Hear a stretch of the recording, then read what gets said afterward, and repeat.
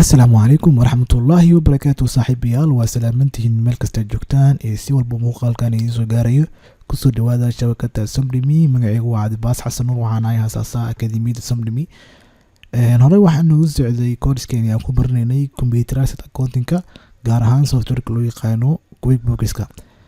insha allah cashirkeena lixaad maanta waxaa ka leenahay hal ujeeda ayaa ka leenahay halkaas ujeedan waxay tahay record new investment sidee ayaan u diiwaangelin lahayn haddii qof shirkadeena ama dukaankeena uu kusoo biray sidee baa u diiwaangelin lahayn marka saaxiibayaal kusoo dhawaada cashirkeena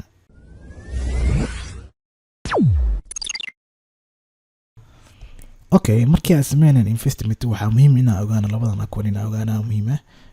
kan koowaad wuxuu tahay assetka akoonadeen assetka kamid ah waa uu kordhi doonaa sidoo kale equity-geena uu kordhi doonaa yacni maxaa loo leeyahay taas haddii dukaankaaga uu yacni hantidiisa oo dhan ay tahay $5,000 uu qof kale kugu soo darsado $2,000 uu kugu soo darsado yacni dukaanka hantidiisa dhan way kordhaysaa okay assetka way kordhaysaa meeqa kordhayso $2,000 sidoo kale equity-ga yacni hantida dukaanka dadka kale waxay kordhi doontaa $2,000 marka waxaa rajaynaa labadaas akoon inaa fahantiin yacni labada akoonba way kordhi doonaan marka si aan practical u sameyno waxaad noo soo furaysaa softwarekan QuickBooks-ka markii si aan u soo furto waxaad tegaysaa ku qoran tahay company tabka company ku qoran tahay tegaysaa kadib waxaa kasii dooran doontaa halka ku qoran tahay make general journal entries shaashadan ku soo baxaysa okay soo shaashadan markay ku soo baxo halkan waxaad gelinaysaa taariikhda okay taariikhda marka halka aan geliso entry numberkiisa inta gelinaysaa daartan waa iska furtaa kan okay meesha akoonka ay ku qoran tahay waxaa gelinaysaa akoonka lacagta lagu shubo okay marka ninkan uu dukaankan hantida uu kusoo darsanayay lacagta cadaan muu noogu keenay oo cash on hand lacag cadaan muu noo keenay mise akoonkan Salam Bank ee kusoo shubay mise akoonkan Dahabshiil kusoo shubay okay so waxaa fiirinaynaa tusaalahan waxaa leenahay Dahabshiil noogu soo shubay okay Dahabshiil markaa dhahdo meesha ay qoran tahay debitka okay waxaa u gelinaynaa lacagta oo Dahabshiil oo kusoo shubay meeqa waaye tusaalahan ninkan wuxuu noogu soo darsaday $1,000 noogu soo darsaday okay $1,000 markuu noogu soo darsaday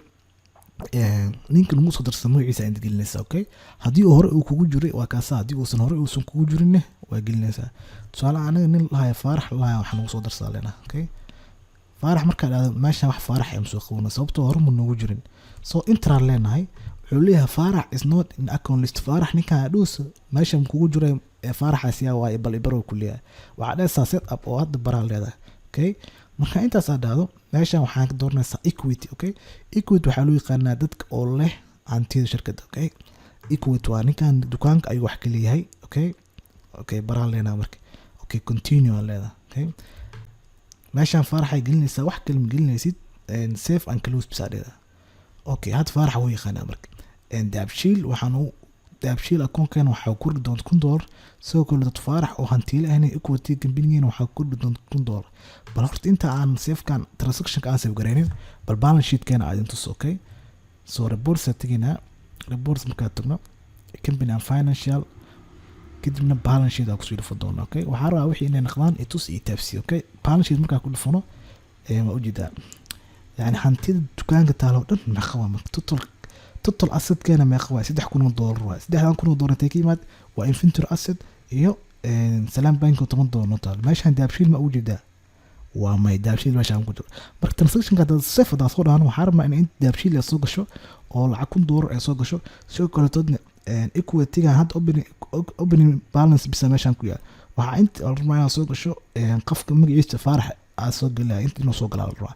marka safada soo dhahan intaas inaad sameys marta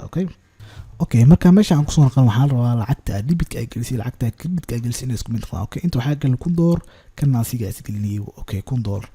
marka waxaan rabaa in meeshaan wax ku totalkan inay isku mid noqdaan hadda waa isku mid waa $1,000 iyo $1,000 sidoo kale akoonada assetka ah waxay kordhaan debitka ay kordhaan sidoo kale akoonada equity-ga iyo creditka ay kordhaan okay bal hal mar fiiriya save and close ale okay save and close oo no save garisme bal aan inta soo xasamin reports atigina company and financial kusoo dhufo kadibna balance sheet staan ku dhufo meeshaan u jeedaa Dahabshiil soo baxay okay oo ku jirto $1,000 noogu jirto akoonkan Dahabshiil hadda saacada laga bilaabo $1,000 ku jirto sidoo kale todooskan daa fiirino Faarax nin lahayn meeshaan soo gal waana $1,000 ayuu meeshaan la soo galay Faarax dukaankiina hadda wuxuu ku leeyahay $1,000 ayuu ku leeyahay وفهمتين رجينا مركز بل وحارب هذا تصالك العناء نسميه أوكي كم بنية تيجيسا وحاكسير فندوتا make general journal entries أوكي markaad tagto meeshaan waxay gelinaysaa akoonka lacagta lagu shubo okay bal hadda dhahana cash on hand dhahayna okay tusaalaan cash on hand markaa dhahno lacagta cadaan oo nagu keenay ninka markuu lacagta noo keenay banki nooma geenin daabshil nooma keenin salaam bank nooma geenin cadaan lacag cadaan oo noo keensa tusaalaan lacagta cadaanka oo noo keensa hadana $1 noo keensa qofka magaciisa aad gelinaysaa okay hadii oo hore ugu jiray aad tusaalaan Faarax hada dhafiira oo soo galaa Faarax oo yaqaana laakiin sidoo Faarax ahaan oo qof kale uu yahay tusaalaan gabar oo la Xaliimo kala tutokay Xaliim markaa dhacdo ugu jiro meesha ugu jirto inta leedahay wuxuu ku leeyahay Xaliim aqaan hadda baral leedahay Xaliimo meesha waxa si doontaa equity kadib waxa leedahay continue okay safe and close ale marka Xaliim hadda uu barta marka $1 iyo $1 hadda bal adaa intu yani intaan in isku mid noqdaan aan raa hada isku mid noqdaan safe and close waa dhigi kartaa laakiin hada isku mid ay noqon hadda tusaalaan meeshaan waxaan fiiriyaa tusaalaan hal euro ku damashan $10,000 inta geli fiiriya inta waxay noqonaysaa 10,000 inta waxay noqonaysaa kun farqiga oo jira marka okay isku mid ma safe and close dara fiiriya really the transaction is not balance transaction ka ma sameysman karo sababtoo waxa la rabaa debit iyo credit inay isku mid noqdaan asaa ku sheegaya marka qalad dhan ka dhacay meeshaan okay marka waxa fahmaysaa in oo meeshaan oo qalad oo ka jiro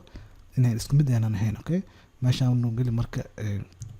$1 noo geli hadartaan wajida $1 waa isku mid safe and close inta dhihin adaa reports kana ku noqono aan inta soo company and financial kadib balance sheet ku dhufto meeshaan waxa ugu jeedaa cash on hand meeshaan ku jiro okay sababtoo wax cash hada ma noo yaalo oo gacanta noogu jiro waxaan marka cash on hand inuu soo gal lacag soo gashaa rabnaa meeshaan ugu dambeysana Faarax agtiisana inay Xaliimo soo degtaa oo lacag dukaan ku darsatay okay marka asadkan koran kulli uu ku dhidwana total asadkan fiir total asadka hadda bay qaano jirto $4,270 Soomaan $1 hadii lagu darsamo $5,000 inaan qaatarna okay يعني waxa rabaa waxay tahay inuu cashirka u noqdo qaab tusi u tafsiir safe and close hadarena marka safe and close marka data transaction ku dhacay waxa tigisa reports company and financial kadib balance sheet ku dhufanayso okay balance sheet marka ku dhufto total asset kan horta u jida ku kordhay $5,270 ayuu noqday sidoo kale cash on hand lacagta daran ugu jirto $1 waa cash on hand lacagta gacanta ku haysano meeshana u jida qof la Xaliima soo gashay oo ah $1 meeshan dukaanka ku leh fadlan haddii aad muuqaalka dhamaysatay waxaan si sharaf leh kaaga codsanayaa inaad muuqaalkan like saarto waa Cabdi Baasit Xasan Nuur oo idin leh adoo dhaxal reebi kara waa noqon inta ala tabin subxaana rabbika rabbil izzati amma yasifuuna wa salaamun ala al mursaliin walhamdulillahi rabbil aalamiin